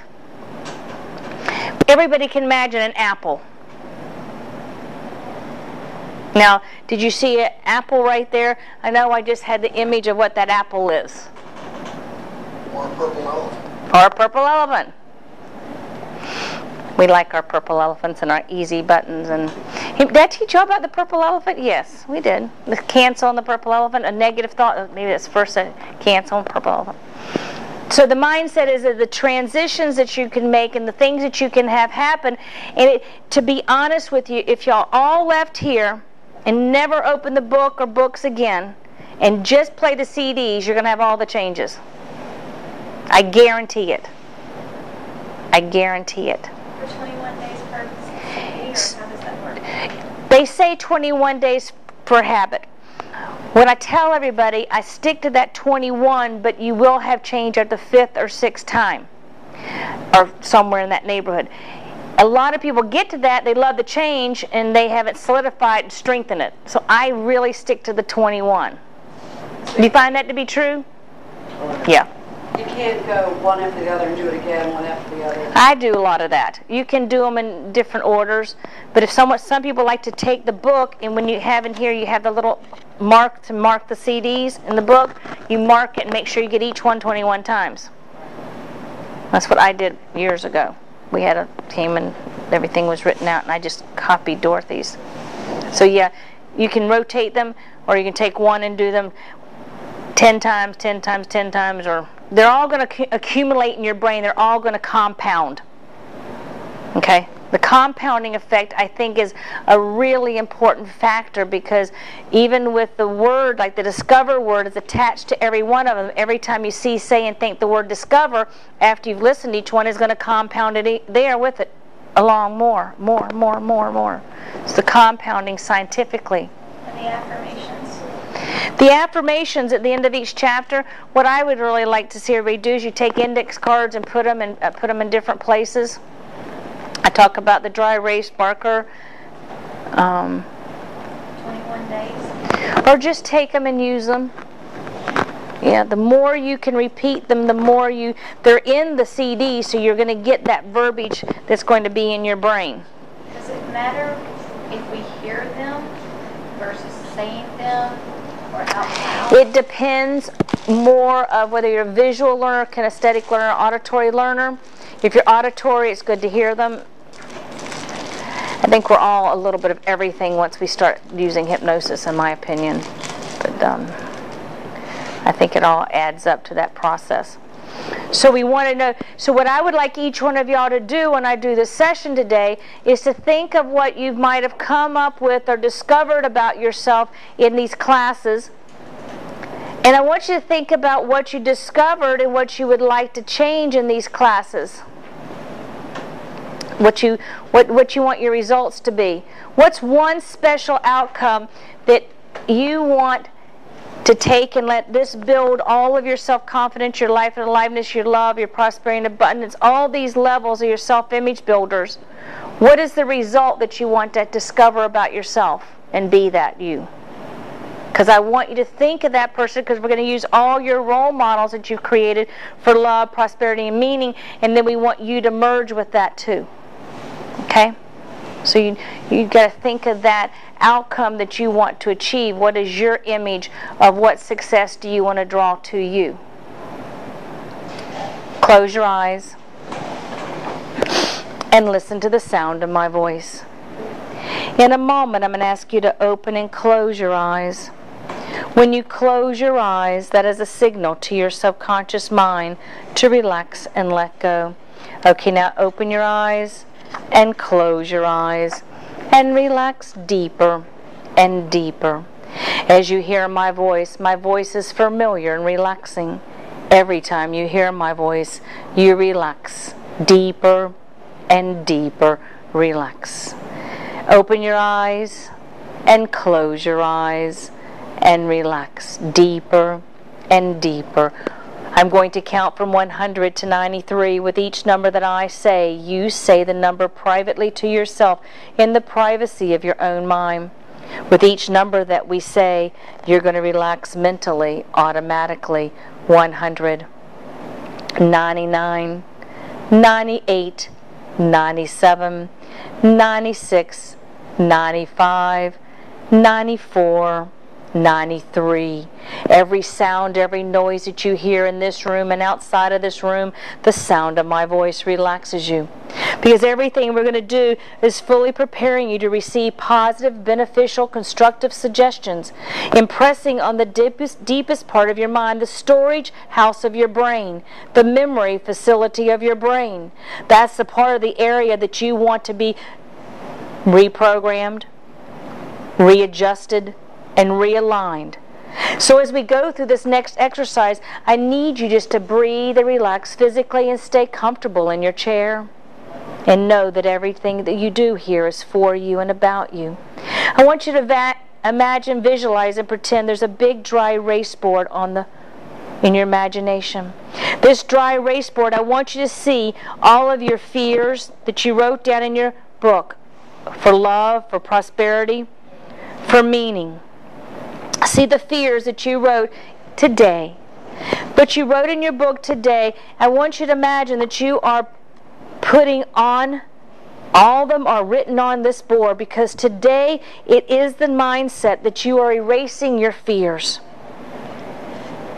So pick up the marker, pick up the eraser, and erase the board. 1, swish. 2, swish. 3, swish. 4, swish. The board is clean, clear, crisp. There's a marker there, and I want you to pick up the marker, and your mind knows what you put on in your book today. I want you to decide to find your purpose, decide what you decided to change in your love area, your prosperity love area, and your meaning area. So what is inside of your book is on your board right now, what you're going to change. What area of your life that you're working on, what area of your life that you're going to be. And then next, I want you to put all that's automatically on the board. You can write whatever else you want to add. Put what is important to you to put on your board right now. What change do you want? What do you want to have happen in your life that you're discovering your level of abilities, your balance, your energy, your synergy. Now pick up the marker and write on the board, I can do anything I put my mind to. Write that on the board. I can do anything I put my mind to. Now right next to that's another board, another dry erase board, and I need you to go over to that board with this marker in your hand because it's already there ready for you to write on, and put the representation of the role models that you have in your mind for love, for prosperity, and meaning. If they're one person or 3 different people, put them on the board right now. And right next to it, I want you to write one sentence from your self-inquiry, something that makes you feel good and think positive in your life. Just put, it's a person, a thing, an event, whatever in your life that you have felt peace from, put that there on the board. Now go back and sit in the chair in your imagination and look at the board. It is all written in permanent marker. As we are creating this mindset for you, your brain is a sponge. It's absorbing all of the information that we have done in this room and everything that you read and everything that you listen to.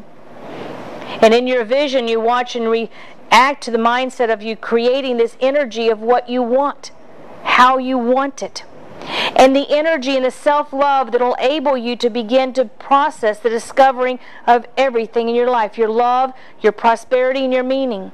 The energy is so strong and so complete that allow you to point in the direction that you want to go for your highest good, and you go that direction. Yes, I'm telling you that after tonight's session, you will have all the courage, the energy necessary to move towards your own outcomes that you want to achieve in all areas. With your confidence, with your self-talk, with your health, your persistence, with your meaning, your love, your prosperity, in every part of you, your life and aliveness. All of them coming together tonight, that's right.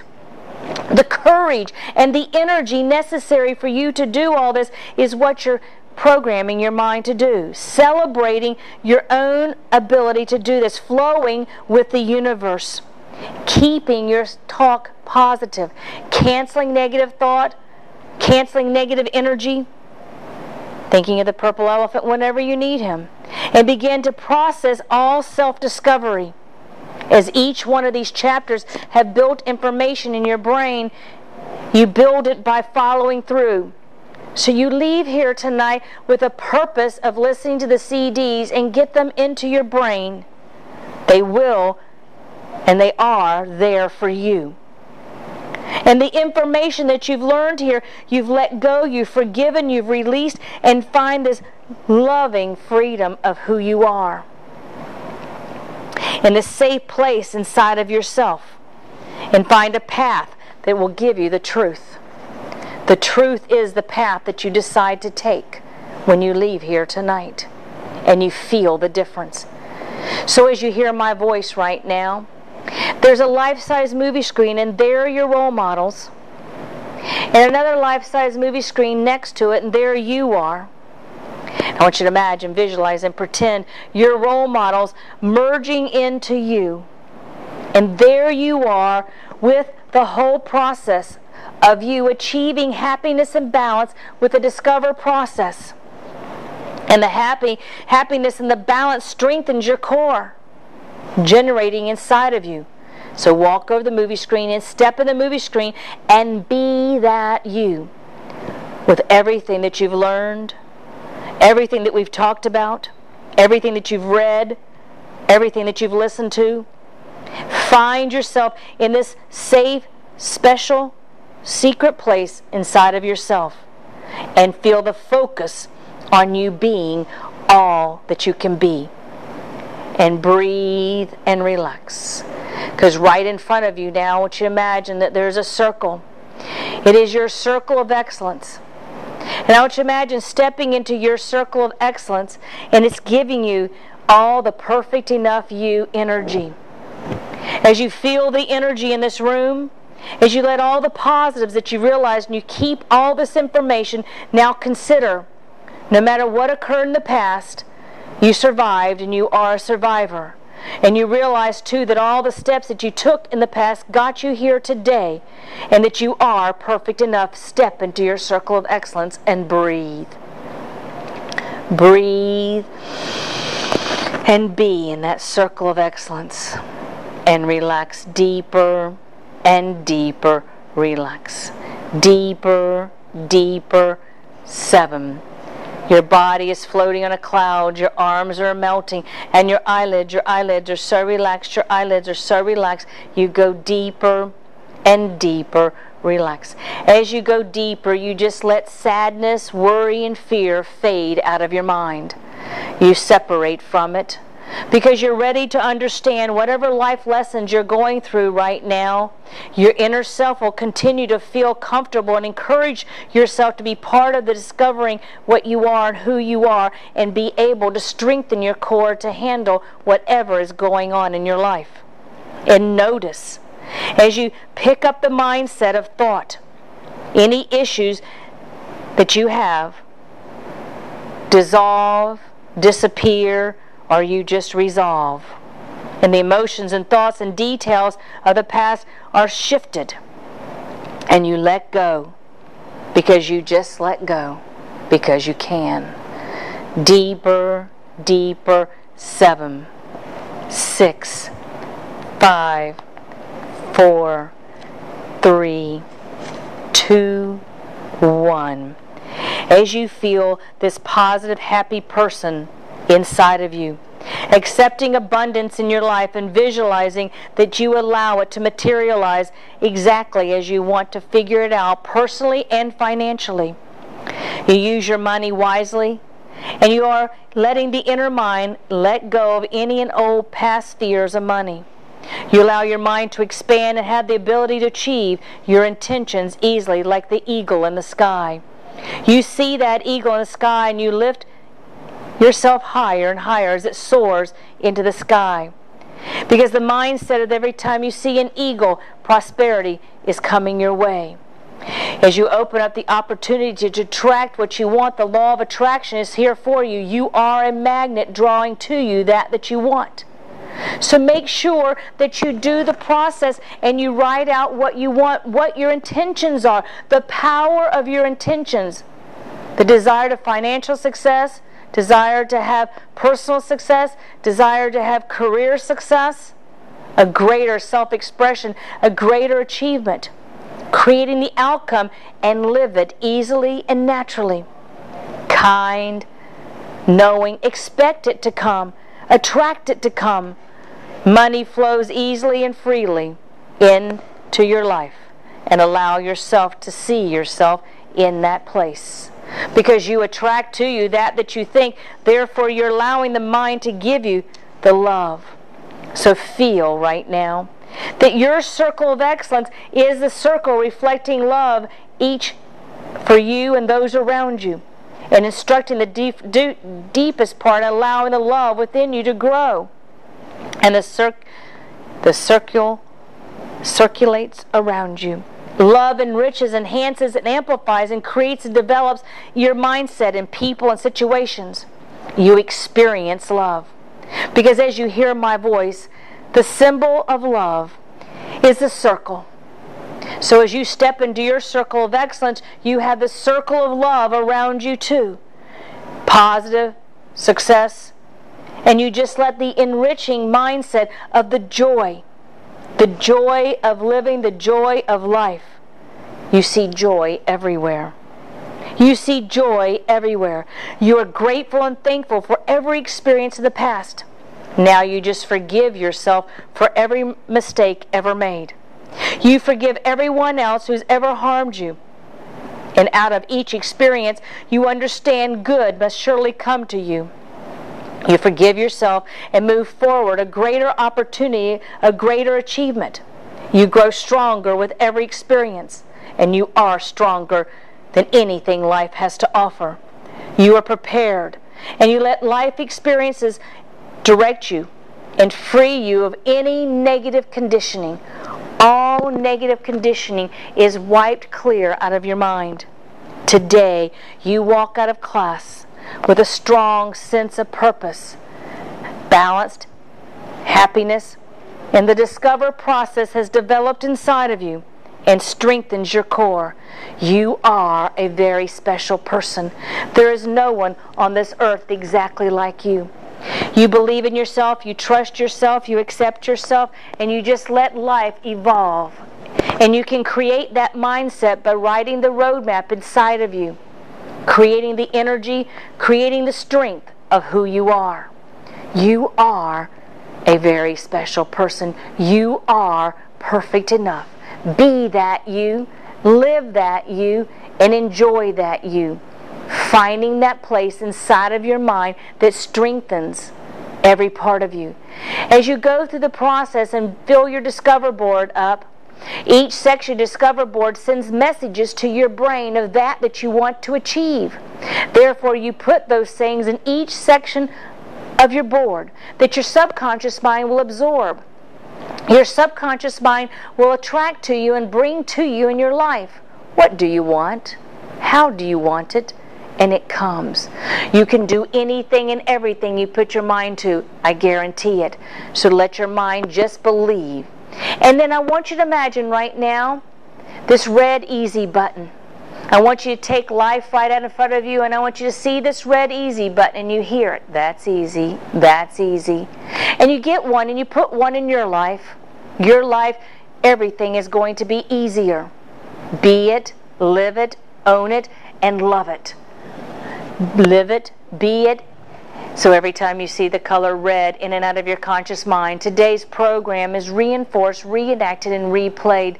Anchor to your subconscious mind. Every time you see the color red, you act safely and appropriately. And every time you see the color red, today's program is reinforced, reenacted, and replayed.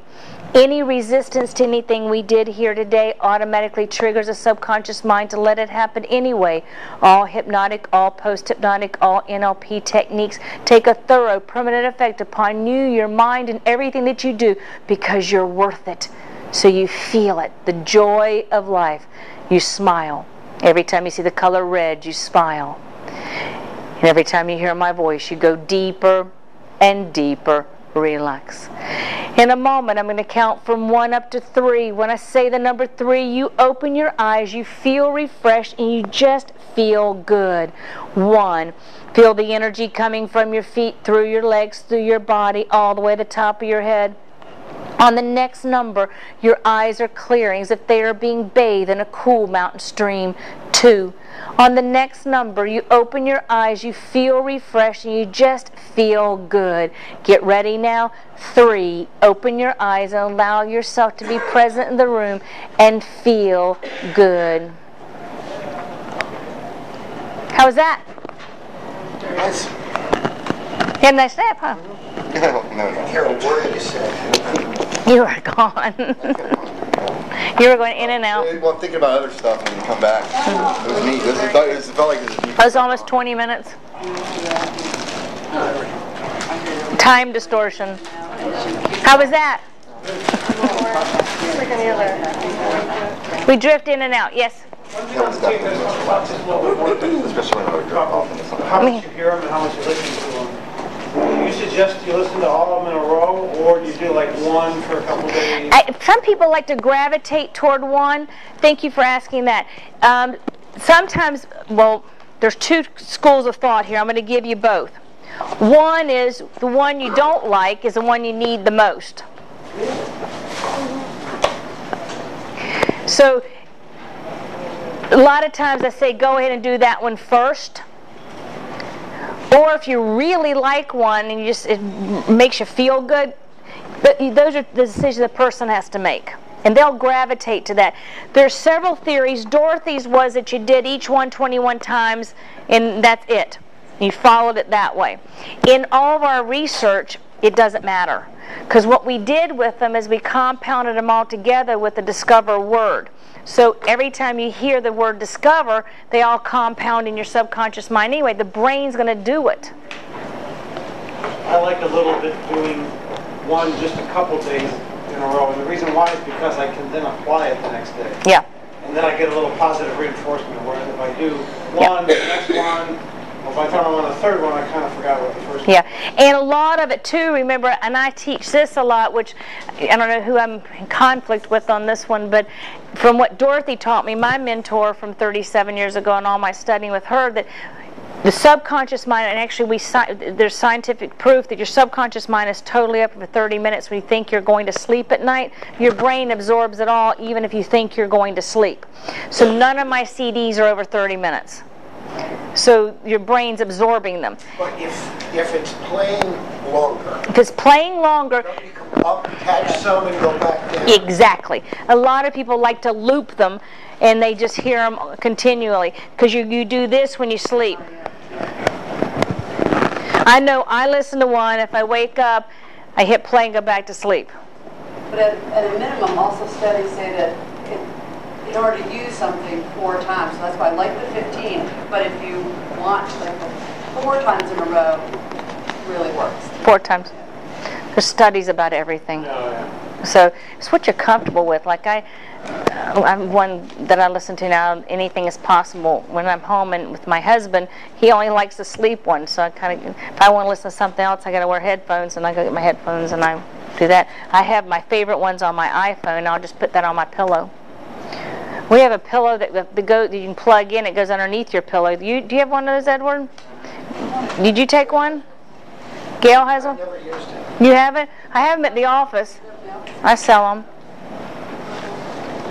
Or you plug it into, it goes underneath your pillow, so you hear it through your pillow. I'm not very auditory, so the closer it's to me, I think it's better. Your brain's absorbing it anyway. Any other questions? The colors for the keys. Yellow is for Self-confidence. blue is for health. I don't remember. Chartreuse is one of them, isn't it? I don't remember. Green is money, that's right. Prosperity. Red reinforces everything. Green, I like line. Tennis ball. What is meaning? Violet. Violet's meaning. And I did look up the colors when I attached some different things. There's meaning to them, is why I used them. Right, and that's why I wanted to make sure I had it on my board of the colors that they're supposed to be. Yeah. What color is chartreuse? Like tennis ball It green. wasn't a It's violet, I meant. Violet. Violet. It was in the chapter before E, but then it wasn't always applied that way. Like on the second one, it was the letter I, which was self-taught. What's the second one? The second key? Did I do them wrong when I recorded them? You know, there are some mistakes in my things because I wrote a book called Perfect Enough. You can't have it too perfect, right? Typos. O is health.